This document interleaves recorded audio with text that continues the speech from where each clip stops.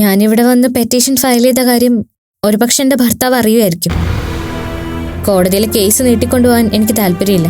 അതുകൊണ്ട് മാഡത്തിന്റെ മധ്യസ്ഥതയിൽ മ്യൂച്വൽ അണ്ടർസ്റ്റാൻഡിങ്ങിന്റെ പുറത്ത് സെപ്പറേഷന് ഞാൻ തയ്യാറാ. അദ്ദേഹവും അതിന് തയ്യാറാവുമെങ്കിൽ ഒരു കോമ്പൻസേഷനും ഞാനും എൻ്റെ വീട്ടുകാരും ക്ലെയിം ചെയ്യില്ല എന്നോട് പറഞ്ഞേക്കണം. മാളവിക, പെട്ടെന്നൊരു ഇമോഷന്റെ പുറത്ത് എടുക്കേണ്ട ഒരു തീരുമാനമല്ല ഇത്.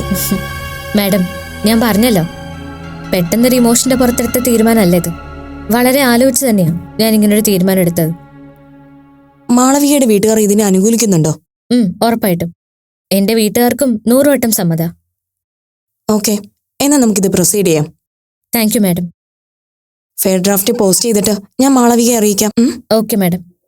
എത്ര ഫീസ്? അതിന് സമയാവട്ടെ, ഞാൻ മേടിച്ചോളാം. എന്നാ ഞാൻ ഇറങ്ങട്ടെ മാഡം.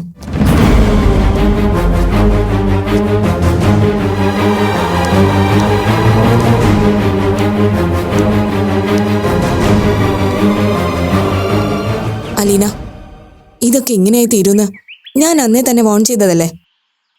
അന്ന് തമാശക്കാണ് താൻ പറഞ്ഞതെങ്കിലും ഇപ്പൊ ആ കുട്ടി എന്നെ തന്നെ ഏൽപ്പിച്ചല്ലോ. അതുകൊണ്ട് നന്നായില്ലേ?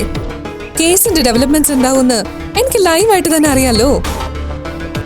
ഇപ്പോഴത്തെ ഈ വരവിൽ ഞാൻ ആ കുട്ടിയോടൊന്നും ഡീറ്റെയിൽ ആയി സംസാരിച്ചില്ല. ഡോക്ടർ ജോബിനുമായുള്ള പരിചയം വെച്ച് ആസ് എ ഫ്രണ്ട് ഞാൻ കോംപ്രമൈസ് ചെയ്യിപ്പിക്കാൻ എന്റെ ലെവൽ ബെസ്റ്റ് ഒരു ശ്രമം നടത്തും. ഇനിയെങ്കിലും അലീനയുടെ ഇൻവോൾവ്മെന്റ് അവരുടെ റിലേഷൻ ഉണ്ടാവരുത്. അതൊന്നും പറയാൻ പറ്റില്ല. ഒരർത്ഥത്തിൽ പറഞ്ഞ എന്റെ വക്കീലെ, ഉർവശി ശാപം ഉപകാരമായി. ജോബിൻ ഫ്രീ ആയ പിന്നെ കുറ്റബോധം ഇല്ലാതെ എനിക്ക് അവനെ പ്രപ്പോസ് ചെയ്യാലോ. അപ്പൊ ഡോക്ടർ ഈ കേസ് വിടാൻ തീരുമാനിച്ചിട്ടില്ല? അതെങ്ങനെ വിടും? ഇഷ്ടപ്പെട്ട ഒരാളെ മറ്റൊരുത്തി തട്ടിക്കൊണ്ടുപോയി ജീവിക്കുന്ന കാണുമ്പോ ഏത് പെണ്ണിനെ സഹിക്കാനാവും? എന്ത് ചെയ്യാൻ വക്കീലെ? വാശിയുള്ള മനസ്സായി പോയി എന്റെ.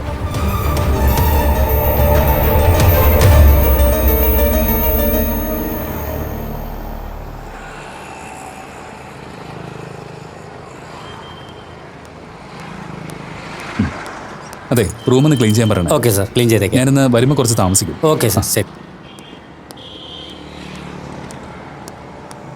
Excuse me doctor.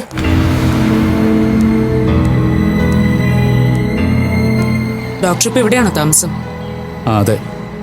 അല്ല, ഇവിടെ ഞാൻ എൻ്റെ ഒരു ഫ്രണ്ടിനെ കാണാൻ വേണ്ടി വന്നതാ. കഴിഞ്ഞ ഒരാഴ്ചയായിട്ട് ഡോക്ടർ ഈ ഫ്രണ്ടിനെ കാണാൻ ഇവിടെ വരുന്നുണ്ടല്ലേ? ഡോക്ടർ ഇവിടെയാണ് താമസം എന്ന് അറിഞ്ഞിട്ട് തന്നെയാണ് ഞാൻ വന്നത്. അല്ല, എത്ര നാളത്തേക്കാ ഈ ഒളിവ് ജീവിതം കണ്ടിന്യൂ ചെയ്തു പോകാൻ തീരുമാനിച്ചിരിക്കുന്നു? ഇഫ് യു ഡോണ്ട് മൈൻഡ്, എനിക്ക് ഡോക്ടറോട് ചില കാര്യങ്ങൾ സംസാരിക്കാനുണ്ട്. സോറി അപ്പു, ഞാൻ അല്പം ബിസിയാണ്. എന്ത് ബിസി? ഹോസ്പിറ്റലിൽ ലീവ് എടുത്തിരിക്കുകയാണെന്നാണല്ലോ ഞാൻ അറിഞ്ഞത്.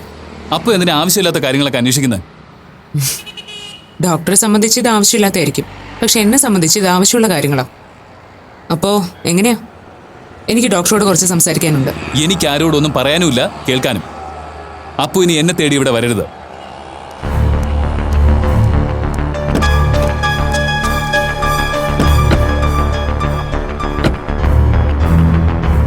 എന്നാ പോവല്ലേ? പോവ്? എങ്ങോട്ട്? ഞാൻ പറഞ്ഞല്ലോ, എനിക്ക് ഡോക്ടറോട് കുറച്ച് കാര്യങ്ങൾ സംസാരിക്കാനുണ്ടെന്ന്. അതിന് പറ്റിയ സ്ഥലത്തേക്ക്.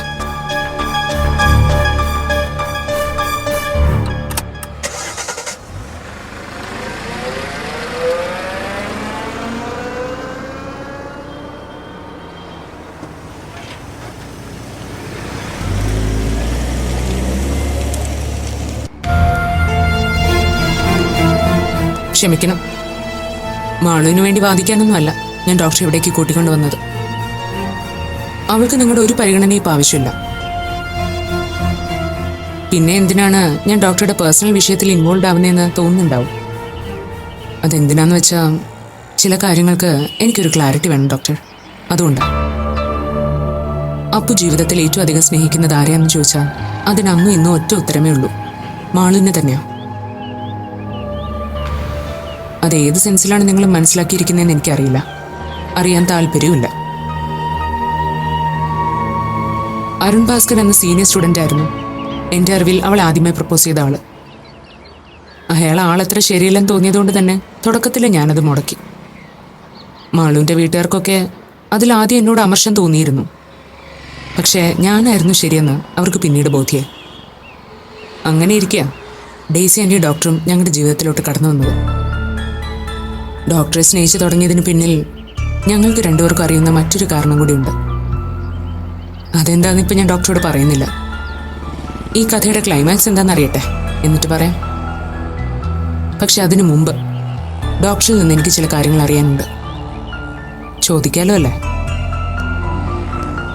അപ്പൂന് എന്താ അറിയേണ്ടത്? എൻ്റെ ചോദ്യം ഡയറക്റ്റാണ്. ഡോക്ടർ മാളിൽ നിന്നൊരു സെപ്പറേഷൻ ആഗ്രഹിക്കുന്നുണ്ടോ? ഡോക്ടറൊന്നും പറഞ്ഞില്ല. ഞാനങ്ങനെ ആഗ്രഹിക്കുന്നില്ലെങ്കിൽ കൂടി മാളു എന്നിൽ നിന്നത് ആഗ്രഹിക്കുന്നുണ്ടാവില്ല അപ്പൂ. അത് പിന്നീടുള്ള കാര്യം. എനിക്ക് ആദ്യം അറിയേണ്ടത് ഡോക്ടറുടെ വേർഷനാണ്. മാളുവിനെ ഒഴിവാക്കി ഡോക്ടർ മറ്റൊരു ഫാമിലി ലൈഫ് ആഗ്രഹിക്കുന്നുണ്ടോ? Straight to my question. അപ്പോ പറഞ്ഞാൽ താൻ വിശ്വസിക്കുമെന്നറിയില്ല. മാളുവിനെ ഒഴിവാക്കി ഫാമിലി ലൈഫിനെ പറ്റിയെന്നല്ല, ഒരു ജീവിതത്തിനെ പറ്റി പോലും എനിക്ക് ചിന്തിക്കാനാവില്ല. അതാ സത്യം. പക്ഷേ അതിനെ ആരും വിശ്വസിക്കില്ല, എൻ്റെ മമ്മി പോലും. സത്യമാണപ്പോ. ആ സ്നേഹത്തിൻ്റെ വില എന്തായിരുന്നു എന്ന് എനിക്കിപ്പോൾ ശരിക്കും മനസ്സിലാവുന്നുണ്ട്. പപ്പയുടെ അവ്യക്തമായൊരു ഓർമ്മ മാത്രമേ എനിക്കുള്ളൂ. കുഞ്ഞുനാൾ മുതൽ മമ്മിയായിരുന്നു എല്ലാത്തിനും എൻ്റെ റോൾ മോഡൽ. ചുരുങ്ങിയ വരുമാനത്തിൽ കഷ്ടപ്പെട്ട് ജീവിക്കുമ്പോഴും എൻ്റെ എല്ലാ ആഗ്രഹങ്ങളും സാധിച്ചു തരാൻ മമ്മി ശ്രദ്ധിച്ചിരുന്നു. വീട്ടിലെ സാഹചര്യം വളരെ പെട്ടെന്ന് മനസ്സിലാക്കിയതുകൊണ്ട് ഞാനും മമ്മിയെ അധികം ബുദ്ധിമുട്ടിക്കാതെ നോക്കിയിരുന്നു. അങ്ങനെ എല്ലാ കാര്യങ്ങളും അറിഞ്ഞും പറഞ്ഞും പരസ്പരം മനസ്സിലാക്കിയുള്ള ജീവിതം. പലപ്പോഴായി അമ്മ പറഞ്ഞു തന്ന കഥകളിലൂടെ എനിക്ക് വിജയങ്ങളിനെയും ഗീതാൻ്റെയും മുരളിയങ്കിളിനെയും അശ്വതി ആൻ്റെയൊക്കെ പരിചയമായിരുന്നു. പിന്നെ ഒരിക്കലും പിരിയാതെ കൂട്ടുകാരികളായും കൂടപ്പിറപ്പുകളായും വളരുന്ന അപ്പൂനെയും മാളൂനെയും. ഡോക്ടറായി ഏതെങ്കിലും ഹോസ്പിറ്റലിൽ ചാർജ് എടുക്കുന്നത് ഈ നഗരത്തിൽ തന്നെ വേണമെന്നുള്ളത് മമ്മിയുടെ ആഗ്രഹമായിരുന്നു. പക്ഷെ ഇവിടെ വന്ന് മാളൂനെ കണ്ടപ്പോൾ എനിക്ക് മനസ്സിലായി എന്തിനാ ഞാൻ ഇവിടേക്ക് വന്നതെന്ന്. ആദ്യത്തെ കാഴ്ച തന്നെ മാളൂന് എനിക്കിഷ്ടമായി. പക്ഷെ അലീന എന്ന പൂർവ്വകാമുകി അപ്പോഴും ഡോക്ടറുടെ മനസ്സിലുണ്ടായിരുന്നു. No, never. ഒരിക്കലും ഉണ്ടായിരുന്നില്ല. അലീന അന്നും ഇന്നും എൻ്റെ ജീവിതത്തിലൊരു അക്ഷരത്തെറ്റ് പോലെയാണ് കടന്നു വന്നത്. പൂർവ്വകഥകളൊക്കെ ഡോക്ടർ എന്നോട് പറഞ്ഞിട്ടുള്ളതാണല്ലോ. പക്ഷേ അലീനേക്കാളും നിങ്ങളെ സ്നേഹിക്കുകയും വിശ്വസിക്കുകയും ചെയ്ത രണ്ട് സ്ത്രീകൾ അപ്പോഴും നിങ്ങളുടെ ജീവിതത്തിൽ ഉണ്ടായിട്ടുണ്ട്. അവരുടെ മനസ്സും കണ്ണീരും കാണാതെയോ നിങ്ങൾ പൂർവ്വകാമുകിയുടെ സ്നേഹത്തെ കോമ്പൻസേറ്റ് ചെയ്യാൻ പോയത്? ഒന്നും ഞാൻ നിഷേധിക്കുന്നില്ല. അപ്പോൾ എല്ലാം എൻ്റെ തെറ്റാ. ഞാൻ തന്നെ വലിയ പിഴ ഒടുക്കേണ്ടി വന്ന തെറ്റ്. എങ്ങനെ എനിക്കിതിനൊക്കെ തോന്നിയെന്ന് എനിക്ക് പോലും അത്ഭുതം തോന്നുന്നുണ്ടിപ്പോൾ. Okay, leave it. കഴിഞ്ഞത് കഴിഞ്ഞു. ഇനി എന്താ ഡോക്ടറുടെ ഭാവി പരിപാടികൾ? ഒന്നും ഞാൻ തീരുമാനിച്ചിട്ടില്ല. എനിക്ക് എൻ്റെ മനസ്സൊന്ന് തിരിച്ചു പിടിക്കണം. മമ്മിയുടെയും മാളുവിൻ്റെയും പഴയ ജോബിനാണ് എനിക്ക്. പക്ഷേ അത് അവരെ ബോധിപ്പിക്കാനൊന്നുമല്ല. എൻ്റെ മനസ്സമാധാനത്തിന് വേണ്ടി എനിക്കെൻ്റെ പഴയ മനസ്സ് വീണ്ടെടുക്കണം. ഈ കുറ്റബോധവും കുമ്പസാരവും ഒക്കെ ആത്മാർത്ഥമായിട്ടാണെന്ന് ഞാൻ വിശ്വസിച്ചോട്ടെ ഡോക്ടർ. എനിക്കറിയാം പോ, ഞാനിനി എന്ത് പറഞ്ഞാലും ആരും ഒന്നും വിശ്വസിക്കാൻ പോകുന്നില്ല എന്ന്. എൻ്റെ മമ്മി പോലും എന്നെ വിശ്വസിക്കില്ല.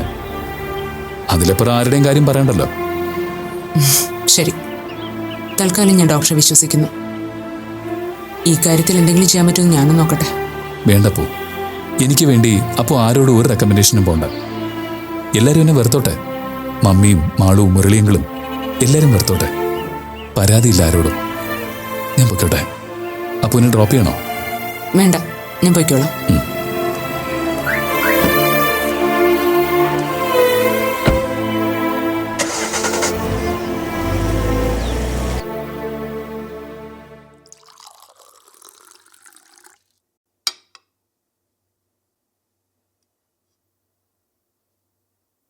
മുത്തശ്ശി, എനിക്കൂടി കുറച്ച് വെള്ളം തന്നെ. എന്താ ചൂട്? നീ പെട്ടെന്നിങ്ങ് പോന്നോ? ഞാൻ കരുതി രണ്ടുപേരും കൂടി കണ്ടടമൊക്കെ കയറി ഇറങ്ങി വരാനൊരു സമയമാവുമെന്ന്. മുത്തശ്ശി അങ്ങനെ കരുതിയില്ലെങ്കിൽ അത്ഭുതപ്പെടാനുള്ളൂ. പോയ കാര്യം എന്തായി മാളു? അഡ്വക്കേറ്റിനെ കണ്ടോ? പിന്നെ കാണാതെ. അഡ്വക്കേറ്റിനെ കണ്ടു. പെറ്റീഷനും ഡ്രാഫ്റ്റ് ചെയ്ത് അയച്ചിട്ടുണ്ട്. 2 ദിവസത്തിനകം നോട്ടീസ് എന്റെ ഭർത്താവിന്റെ വീട്ടിൽ കിട്ടും. എന്താ രണ്ടുപേരും ഇങ്ങനെ മുഖത്തോട് മുഖം നോക്കുന്നത്? ഞാൻ പറഞ്ഞ വിശ്വാസമായില്ലേ? എന്നാലേ വക്കീൽ അയച്ച പെറ്റീഷന്റെ കോപ്പി എൻ്റെ അടുത്തുണ്ട്. അത് കാണുമ്പോ വിശ്വാസാവോ? നീ പറയുന്നത് വിശ്വാസക്കുറവുണ്ടായിട്ടല്ല മാളു. എന്നാലും ഞാനൊരു സംശയം ചോദിക്കട്ടെ? എന്താ? അല്ല, ഞാനും അച്ഛനും ഒരുപാട് തവണ നിർബന്ധിച്ചിട്ടും അതൊന്നും കേൾക്കാത്ത നീ പെട്ടെന്നെന്താ ഇങ്ങനൊരു തീരുമാനം എടുത്തത്? അതും ഇത്രയും പെട്ടെന്ന് ഡിവോഴ്സിനുള്ള അറേഞ്ച്മെന്റ്സ് വരെ നടത്തിയല്ലോ. ഇതൊക്കെ ആരെങ്കിലും പറഞ്ഞു ചെയ്യിപ്പിക്കുന്നതാണോ നിന്നെ കൊണ്ട്? ആരും പറയാതെ പ്രേരിപ്പിക്കാതെയോ? നീ ഇത്ര ഉത്സാഹം എടുക്കില്ലെന്നറിയാം, അതുകൊണ്ട് ചോദിച്ചതാ. അത് ശരി. അപ്പോ കാര്യങ്ങൾ ഞാൻ സ്പീഡപ്പ് ആക്കിയതാണോ അമ്മയുടെ പ്രശ്നം? അതൊരു പ്രശ്നമാണെന്ന് ആരും പറഞ്ഞില്ലല്ലോ മോളെ. സ്വയം തോന്നിയിട്ട് ചെയ്തതാണോന്നൊരു സംശയം. അതിപ്പോ ടീച്ചറിന്റെ കൂടെ കൂടി ഞങ്ങൾ പറയുന്നതൊക്കെ അനുസരിക്കാതിരുന്നപ്പോ ആർക്കായാലും സംശയം തോന്നിപ്പോവില്ലേ മാളു? നമ്മളെ ആവശ്യമില്ലാത്തടത്തുനിന്ന് എത്രയും വേഗം സ്ഥലം ഒഴിയുന്നതാ ബുദ്ധിയെന്ന് എനിക്ക് മനസ്സിലായി. അതുകൊണ്ടാ കാര്യങ്ങളൊക്കെ ഞാനൊന്ന് വേഗത്തിലാക്കിയത്. പിന്നെ ആരുടെയെങ്കിലും പ്രേരണയുണ്ടോന്ന് അമ്മ ചോദിച്ചതിന് ഒരൊറ്റ ഉത്തരവേ ഉള്ളൂ. എന്റെ മനസാക്ഷിയുടെ പ്രേരണ കൊണ്ട് മാത്രമാണ് ഇപ്പൊ ഇങ്ങനൊരു തീരുമാനം ഞാൻ എടുത്തത്. ഇപ്പൊ ശരിയെന്ന് ബോധ്യമുള്ളൊരു കാര്യം ചെയ്യാൻ വേണ്ടി പണ്ട് ശരിയെന്ന് വിശ്വസിച്ച് ചെയ്ത ഒരു തെറ്റ് എത്രയും വേഗം തിരുത്തണമെന്ന് തോന്നി തിരുത്തുന്നു. അത്രേ ഉള്ളൂ. മാളു, എന്തൊക്കെയോ നീ പറയുന്നേ? എനിക്കൊന്നും മനസ്സിലാവുന്നില്ല. എന്താ നിന്റെ മനസ്സിലുള്ളതെന്ന് വെച്ചാ ഒന്ന് തെളിച്ചു പറയ്. തൽക്കാലം എല്ലാരും ഇത്രയൊക്കെ മനസ്സിലാക്കിയാൽ മതി. ബാക്കി ഡിവോഴ്സ് കഴിഞ്ഞിട്ട് നമുക്ക് വിശദമായിട്ട് സംസാരിക്കാം. പോരെ മുത്തശ്ശി?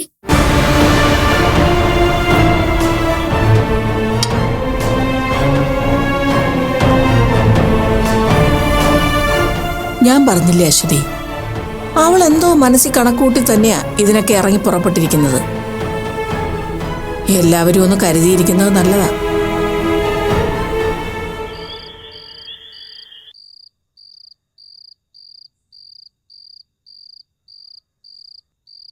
ജോബിന് അങ്ങനെ ഒരു തിരിച്ചുവരവിന്റെ പാതയിലാണെങ്കിൽ of course it's a good sign. അപ്പോ എന്തായാലും നിനക്ക് അയാളെ പോയി കാണാൻ തോന്നി, നന്നായി. നീ ഈ കാര്യം മാളുവിനോട് സംസാരിച്ചോ? ഇല്ല, ജോബിനെ കണ്ട കാര്യം ഞാൻ മാളുവിനോടും ആന്റിയോടും പറഞ്ഞിട്ടില്ല. ഇക്കാര്യം ഞാൻ ആദ്യം ബിപിയോടും അമ്മയോടും ഷെയർ ചെയ്യുന്നത്. ഓക്കെ, അയാളുടെ സംസാരം കേട്ടിട്ട് നിനക്കെന്താ തോന്നുന്നു? സംഭവിച്ചു പോയതിൽ ഡോക്ടർക്ക് നല്ല നിരാശയുണ്ട്, വേദനയും. ഒരിക്കലും മമ്മിയോടും മാളുവിനോടും താൻ ചെയ്ത തെറ്റ് നീതീകരിക്കാനാവാത്തതാണെന്നൊക്കെയാണ് ഡോക്ടർ പറയുന്നത്. എന്ന് വെച്ചാ അയാൾക്കതിൽ നല്ല കുറ്റബോധമുണ്ടെന്ന് അല്ലേ? എങ്കിൽ പിന്നെ ജോബിന് എന്തുകൊണ്ട് ഡേസിയോടും മാളുവിനോടും അത് പറയാൻ തയ്യാറാവുന്നില്ല? അതൊരു പ്രശ്നമാണ് ഗീത. ചെയ്തുപോയ തെറ്റിന്റെ ആഴത്തെക്കുറിച്ച് കൂടുതൽ ആലോചിക്കുമ്പോൾ പ്രിയപ്പെട്ടവരെ അഭിമുഖീകരിക്കാൻ അയാൾക്ക് വല്ലാത്ത കുറ്റബോധം തോന്നും. അത് മാത്രമല്ല, ഡേസി അയാളെ സംബന്ധിച്ച് അത് വേറൊരു അമ്മ മകൻ റിലേഷൻ അല്ലല്ലോ. ഒരു സിംഗിൾ പേരന്റ് ചൈൽഡിന്റെ എല്ലാ സ്നേഹവും സുരക്ഷിതത്വവും അനുഭവിച്ചാണ് ജോബിൻ വളർന്നത്. അതുകൊണ്ട് തന്നെ അങ്ങനെ ഒരു രക്ഷിതാവിനെയാണ് താൻ കള്ളം പറഞ്ഞ് വഞ്ചിച്ചതെന്നുള്ള കുറ്റബോധം അയാളിൽ സൃഷ്ടിക്കുന്ന മെന്റൽ സ്ട്രെയിൻ വളരെ വലുതായിരിക്കും. അതുപോലെ തന്നെയാണ് മാളുവിന്റെ കാര്യം. ഇത്രയും സിൻസിയറായി തന്നെ സ്നേഹിക്കുന്ന ഭാര്യയോട് മറ്റൊരു സ്ത്രീക്ക് വേണ്ടി കള്ളം പറയേണ്ടി വന്നതിന്റെ കുറ്റബോധം അയാളെ വല്ലാതെ വേട്ടയാടുന്നുണ്ടാവും. അതുകൊണ്ടാണ് എല്ലാവരിൽ നിന്നും അകന്ന് ജീവിക്കാൻ അയാൾ താല്പര്യപ്പെടുന്നത്. അല്ലാതെ അതൊരിക്കലും അവരോടുള്ള ഇഷ്ടക്കുറവായിരിക്കില്ല. എന്താ പോ, ജോബിന്റെ വാക്കുകളിൽ നിന്ന് നിനക്ക് അങ്ങനെയല്ലേ തോന്നിയത്? ബിപി പറഞ്ഞ ശരിയാ. ഡോക്ടറിനെ ഭരിക്കുന്നത് ഇപ്പൊ ശരിക്കും കുറ്റബോധം. അയാളുടെ ഓരോ വാക്കിലും പ്രവൃത്തിയിലും അത് നമുക്ക് വളരെ വേഗം സെൻസ് ചെയ്യാൻ പറ്റുന്നുണ്ട്. ഓക്കെ, ആ കുറ്റബോധത്തെക്കുറിച്ചാണ് നമ്മൾ ഉടനെ ഡേസിയോട് കമ്മ്യൂണിക്കേറ്റ് ചെയ്യേണ്ടത്. ഡേസിയോട് മാത്രമല്ല, മാളുവിനോടും. ഡേസിയെ പോലൊരു അമ്മയ്ക്ക് മകന്റെ ഈ മാനസാന്തരം അയാളെ തിരിച്ചു വിളിക്കാനുള്ളൊരു ഇൻസ്പിറേഷൻ ആവുന്ന എനിക്ക് തോന്നുന്നത്. അതൊക്കെ ശരി തന്നെ വി പി. പക്ഷേ ഡേസി അത്ര പെട്ടെന്ന് കൺവിൻസ് ചെയ്യാൻ പറ്റുമെന്ന് എനിക്ക് തോന്നുന്നില്ല. പ്രത്യേകിച്ചും മാളു ഇങ്ങനെ നിലപാട് സ്വീകരിച്ചതുകൊണ്ട്. അതൊക്കെ നമുക്ക് പതുക്കെ അങ്ങോട്ട് ശരിയാക്കി എടുക്കാവുന്നേ ഉള്ളൂ. ഞാൻ ശരിക്കും ഭയപ്പെട്ടിരുന്നത് ജോബിൻ ട്രാക്കിലേക്ക് തിരിച്ചു വരാൻ ഇതിലും കൂടുതൽ സമയമെടുക്കുന്ന. പക്ഷേ സംഭവിച്ചു പോയ തെറ്റുകളെ കുറിച്ച് അയാൾ ഇത്ര പെട്ടെന്ന് ബോധവാനായല്ലോ, അതൊരു നല്ല ലക്ഷണം തന്നെയാണ്. എന്തായാലും ഈ വിവരം ഉടനെ തന്നെ ഡേസി അറിയിക്കണം. ഇനി അതങ്ങനെ വെച്ച് താമസിക്കുന്നത് ശരിയല്ല. അമ്മ പറഞ്ഞാൽ കാര്യമുണ്ട് വി പി. മാളു ഡോക്ടർക്ക് വിപരീതമായി ഇങ്ങനൊരു നിലപാട് എടുത്തതുകൊണ്ട് തന്നെ ഡേസി ആന്റിയുടെ പ്രതികരണം എങ്ങനെയായിരിക്കും എന്ന് പറയാൻ പറ്റില്ല. തന്നെ കൺവിൻസ് ചെയ്യുന്നതിന് മുമ്പ് ഡോക്ടർ തന്റെ ഭാര്യയാണ് കൺവിൻസ് ചെയ്യേണ്ടതെന്ന് ആന്റി നിലപാടെടുത്താ അതത്ര എളുപ്പമായിരിക്കില്ല ഡോക്ടർക്ക്. പ്രത്യേകിച്ച് മാളുവിന്റെ സ്വഭാവം വി പിക്ക് അറിയാലോ. ഓക്കെ നമ്മളെല്ലാം കൂടി മിക്സപ്പ് ആക്കണ്ട. ആദ്യം ജോബിന്റെ മാനസാന്തരം അവന്റെ മമ്മി തന്നെയാണ് അറിയേണ്ടത്. ഡേസിക്ക് അയാളോട് ക്ഷമിക്കാനായ പിന്നെ മാളു, അവള് നമ്മളെ കുട്ടിയല്ലേ. നമുക്ക് എല്ലാവർക്കും കൂടി അവളെ വളരെ ഈസിയായി ട്രാക്കിലേക്ക് കൊണ്ടുവരാവുന്നേ ഉള്ളൂ. എനിവേ, ആദ്യം നമുക്ക് ഡേസിയിൽ നിന്നും ജോബിൽ നിന്നും തുടങ്ങാം, അല്ല ഗീത? അപ്പോ എന്തായാലും നീയായിട്ട് ഇതിനൊരു ഇനിഷ്യേറ്റീവ് എടുത്ത് നന്നായി. Really proud of U.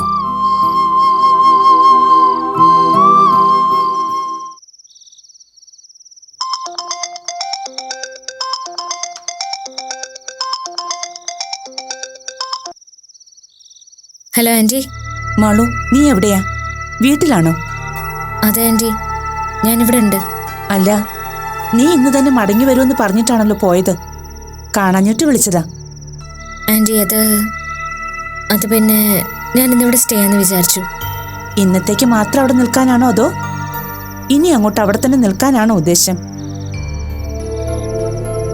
എന്താണെങ്കിലും തെളിച്ചു പറ മാളു. ആൻറ്റി, ഞാനിന്ന് വന്നതല്ലേ ഉള്ളൂ. 2-3 ദിവസം ഇവിടെ തങ്ങിയിട്ട് തിരിച്ചു വരാമെന്നാണ് വിചാരിക്കുന്നത്. നന്നായി. എങ്കിൽ നിനക്ക് ഇവിടുന്ന് ഇറങ്ങുമ്പോ ഒന്ന് പറയാമായിരുന്നു. അല്ല ആൻറ്റി, അങ്ങനൊരു തീരുമാനം ഇവിടെ വന്നിട്ടെടുത്തതാ. അങ്ങനൊരു തീരുമാനത്തിന് പിന്നിൽ നീ മാത്രമാണോ അതോ മുരളിയുടെയും അശ്വതിയുടെയും നിർബന്ധം കൊണ്ടോ?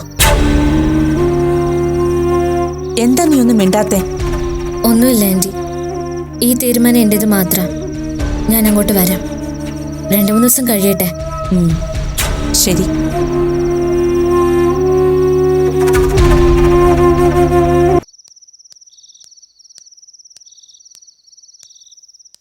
ആരാ മാളു വിളിച്ചേ? ഡേസി ആൻറ്റിയാ. എന്തു പറഞ്ഞു? ഇന്നങ്ങോട്ട് ചെല്ലുന്നില്ലേന്ന് ചോദിച്ചു. എന്നിട്ട് നീ എന്താ പറഞ്ഞേ? 2-3 ദിവസം കഴിഞ്ഞിട്ട് വരാന്ന് പറഞ്ഞു.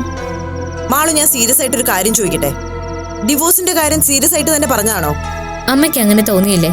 വെറുതെ തമാശ പറയേണ്ട ഒരു വിഷയമല്ലല്ലോ അമ്മ ഇത്. ഞാൻ സീരിയസ് ആയിട്ട് തന്നെ പറഞ്ഞതാ.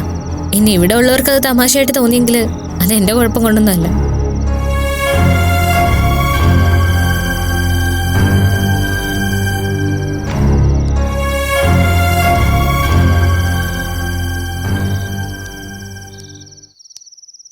എന്തായാലും നമ്മൾ പേടിച്ച പോലൊന്നും സംഭവിക്കില്ല മുരളിയേട്ടാ. മാളു എന്തായാലും ഇനി അങ്ങോട്ട് പോകാനുള്ള ഉദ്ദേശമില്ലെന്ന് തോന്നുന്നു. അതെങ്ങനെ തനിക്ക് മനസ്സിലായി? ഇപ്പൊ ഡേസി ടീച്ചർ അവളെ വിളിച്ചിരുന്നു.